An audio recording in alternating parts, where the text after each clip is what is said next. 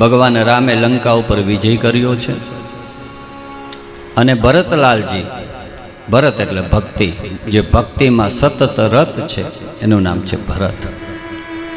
ભરત ભગવાન રામને અતિશય પ્રિય છે, કેમ કે ભરત એ માત્ર ભાઈ નહીં, ભગવાનના ભક્ત છે. ભગવાનના જેટલા પણ ભક્તો થયા ને એમાં ભરતનો બહુ મહિમા છે. ભરત જેવો કોઈ ભાઈ ન થાય, ભરત જેવો કોઈ સેવક ન થાય, ભરત જેવો કોઈ ભક્ત ન થાય. અને એટલા માટે હનુમાન ચાલીસા વાંચો તો એમાં હનુમાનજી ઉપર જ્યારે ભગવાન રામ પ્રસન્ન થાય છે ત્યારે ભગવાન રામ શું કહે છે? તુમ મમ પ્રિય ભરત સમભાઈ. હે હનુમાન, તું મને કેટલો વાલો છે. તો જે લક્ષ્મણજી ભગવાન રામની સેવા કરવા માટે 14 વર્ષ નીકળી પડ્યા, તો ત્યાં ભગવાન રામ એવું ન બોલ્યા કે હનુમાન તું મને કેવો વાલો છે, તો કે મારા ભાઈ લક્ષ્મણ જેવો. પણ ભગવાન રામ એવું બોલ્યા કે હે હનુમાન, તમે મને કેટલા પ્રિય છો, ભરત સમભાઈ. મારો ભાઈ ભરત મને જેટલો વાલો છે એટલા જ તમે મને વાલા છો. તો આ બતાવે છે કે ભગવાન રામને ભરતજી માટે બહુ પ્રેમ હતો. રામ અને ભરતનો જે સંબંધ છે એ અદ્ભુત છે. બંને ત્યાગની મૂર્તિ છે. રાજગાદી માટે બે ભાઈઓ ઝઘડો કરે છે. એક કહે કે હું ન રાખું, બીજો કે હું ન રાખું. આજે જર જમીનને જોરું, ગજિયાના છોરું. ઘર ઘરમાં ભાઈઓ ભાઈઓની વચ્ચે આજે વાદ વિવાદ થતા હોય, પણ આ બે ભાઈ કે અયોધ્યાની ગાદીને એક કહે કે હું ન લઉં, તમે રાખો, બીજો કે હું ન, તમે રાખો. એ કેવો પ્રેમ છે. તો ભરતજીએ કહેલું કે પ્રભુ 14 વર્ષ થઈ જાય એટલે તમારે આવી જવાનું, અને એક દિવસ પણ જો તમે મોડું કરશો તો મારા દેહનો ત્યાગ કરી દઈશ, હું નહીં રહું. ભગવાન રામ જાણતા હતા. એટલે જેવું એ લંકા વિજય થયો, યુદ્ધ સંપન્ન થયું, એટલે ભગવાન શ્રી રામે વિભીષણને આજ્ઞા કરી કે ભાઈ મને બહુ મોડું થાય છે, મારે આજે ને આજે અયોધ્યા પહોંચવું પડે એમ છે, મારો ભાઈ ભરત રાહ જુએ છે, એટલે પુષ્પક વિમાનની વ્યવસ્થા કરી દો તો હું સમયસર પહોંચી જાઉં. ભગવાન રામ લક્ષ્મણ અને સીતાજીની સાથે પુષ્પક વિમાનમાં બેસી અને અયોધ્યા પહોંચતા હોય, પણ ભગવાનને એમ થયું રામને કે ભરત જો મને જોઈ જશે તો ભરતને એટલો બધો આનંદ થશે, એટલો બધો હરખ થઈ જશે કે એ હરખમાં એનું મૃત્યુ થઈ જશે. ઘણી વાર ન હોય, લોટરી લાગે ને ઘણા માણસો ગાંડા થઈ જાય. અતિશય હરખ થાય ને તો માણસના શરીર ઉપર એની એક ખરાબ અસર પડે, અને ઘણીવાર અતિ હરખમાં પણ મૃત્યુ થાય. જેમ શોકમાં મૃત્યુ થાય એમ હરખમાં પણ મૃત્યુ થઈ શકે.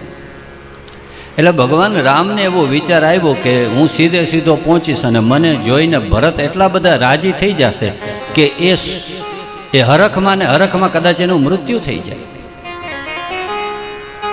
એટલે ભગવાન રામે હનુમાનજીને કીધું કે હે હનુમાન, હું તો વિમાનમાં બેસીને આવું, પણ તમારો વેગ છે એ તો મનનો વેગ છે. મનોજવમ મારું તો તુલ્ય વેગમ. હનુમાનજીની ગતિ કેટલી છે? તમારું ને મારું મન જેટલું ઝડપથી જઈ શકે એટલી ઝડપથી હનુમાનજી ગતિ કરી શકે છે. એટલે ભગવાને હનુમાનજીને આજ્ઞા કરી કે તું જઈ અને ભરતને તૈયાર કરો. એટલે પુષ્પક વિમાનની ગતિ કરતાં પણ વધારે ગતિથી હનુમાનજી મહારાજ પહેલાં અયોધ્યા પહોંચે છે. ભરતલાલાને સમાચાર આપે છે, તૈયાર કરે છે કે ભગવાન આવે છે રસ્તામાં. એટલે શું, તરત જ રામના દર્શનથી અતિશય હરખમાં ન આવે. અને એવી રીતે હનુમાનજી મહારાજે તૈયાર કર્યા છે ભરતલાલાને. ભગવાન પુષ્પક વિમાનમાં આ બેસી અને અયોધ્યા ફરી પાછા પધાર્યા છે.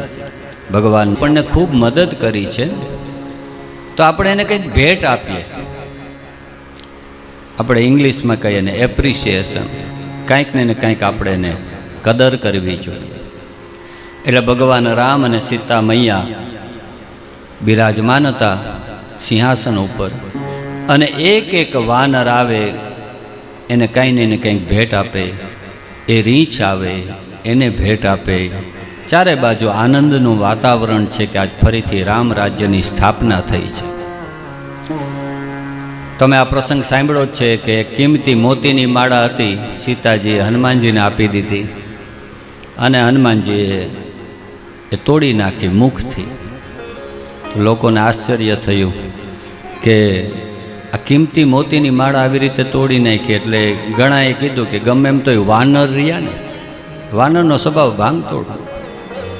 આજે તમે વૃંદાવનમાં જાઓ તો તમારા ચશ્મા લઈ જાય વાંદરા, અને પછી તમારા ચશ્મા લઈને તમને બતાવે કે હવે તોડું છું, ફ્રૂટી લઈ આવ જલ્દી. અને એ તમે ફ્રૂટી લઈ આવીને આપી દો એટલે કાંઈ ડેમેજ કર્યા વિના મૂકી દે તમારા ચશ્મા. તો જ્યારે હનુમાનજીએ મોતીની માળા તોડી એટલે લોકોને એમ થયું ગમે એટલા બુદ્ધિમત્તામ વરિષ્ઠમ, બુદ્ધિશાળી છે પણ છેવટે છે તો વાનર દે, માતા તોડી નહીં. એટલે પૂછ્યું કેમ? તો કે ભાઈ હું તો આમાં શોધું છું કે આમાં રામ સીતા છે કે નહીં. તો કીધું તમારી અંદર છે? તો કે હા. અને આ ચિત્ર તમે જોયું જ હશે કે હનુમાનજી પોતાની છાતી ચીરી દીધી અને એમાં રામ સીતાના દર્શન કરાવ્યા છે. આ બાજુ આ વાતાવરણમાં ચારે બાજુ આનંદ છે, કેમ કે આજ ફરીથી રામ રાજ્યની સ્થાપના થાય છે. પણ હનુમાનજી બધાનું નિરીક્ષણ કરે. હનુમાનજી જુએ છે તો ભગવાન રામે સુગ્રીવને યાદ કર્યા, નલ, નીલ, અંગદ બધાને યાદ કર્યા, બધાને ભેટ આપી. લક્ષ્મણજીનો ભેટ આપે છે. પણ આખી સભામાં ભરતજી દેખાતા નથી. આ મારો બહુ પ્રિય પ્રસંગ છે રામાયણ. એટલે હનુમાનજી મહારાજ જુએ છે કે ભગવાન બધાને યાદ કરે છે પણ ભરતજીને યાદ તો કરતા નથી, ભરતજી દેખાતા નથી ક્યાંય. એટલે હનુમાનજી મહારાજ છે એ આખી સભામાં શોધે છે કે ભરતલાલ ગયા ક્યાં, કેમ દેખાતા નથી. અને શોધતા શોધતા હનુમાનજીએ ભગવાન રામનું જે સિંહાસન હતું એ સિંહાસનની પાછળ ગયા તો ભરતજી બેઠા બેઠા ભગવાન રામનું જે છત્ર હતું, જે છત્રી કહીએ ને આપણે, એ છત્ર પકડીને બેઠા બેઠા રડતા હતા ભરતજી. આ દ્રશ્ય જોયું છે, આખા હરખમાં છે ને ભરત રડે છે છત્ર પકડીને. જો ભક્ત કેવો હોય ને એની આ વાત છે. ભરતજી રડતા હતા, હનુમાનજી ચરણમાં પડી ગયા અને કહેવા લાગ્યા કે ભરતજી ખૂબ આનંદનો આજ પ્રસંગ છે. રામ રાજ્યની સ્થાપના 14 વર્ષ પછી ભગવાન રામ અને સીતામૈયા સિંહાસન ઉપર બિરાજમાન થયા છે. બધાને આનંદ થાય છે અને તમે રડો છો.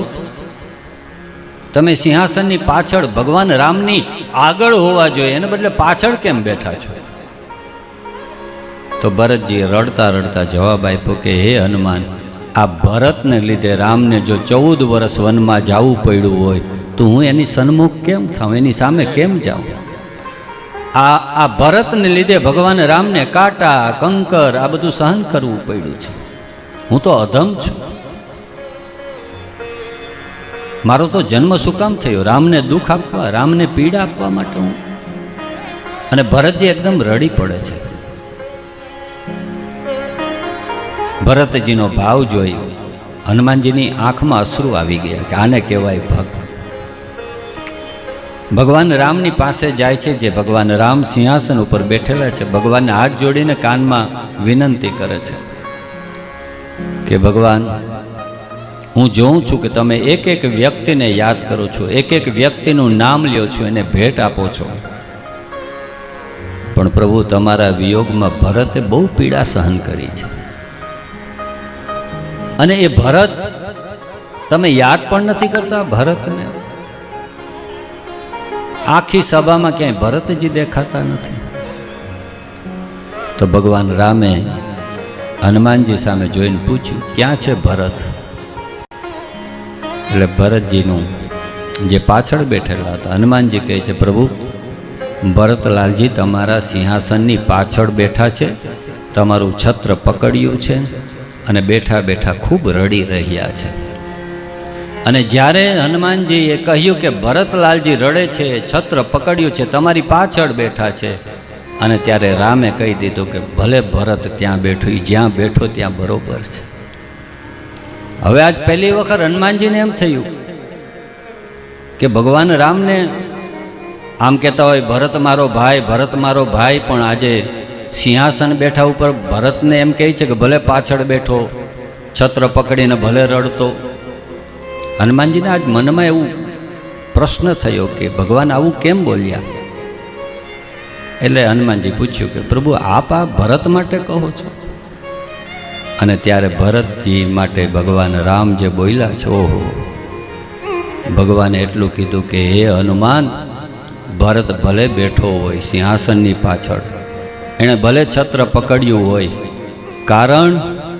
કારણ કે ભરતનું છત્ર હશે ને તો હું રામ રાજ્યની સ્થાપના કરી શકીશ, બાકી મારું સામર્થ્ય નથી કે હું રામ રાજ્યની સ્થાપના કરી શકું. એટલો ભરતનો મહિમા ભગવાને ગાયો છે. એટલે ભક્તનો મહિમા બહુ મોટો છે ભાઈ. કોઈ પણ ભક્ત લ્યો, કોઈ પણ સંત લ્યો, મને તો સંત ચરિત્ર અતિશય પ્રિય.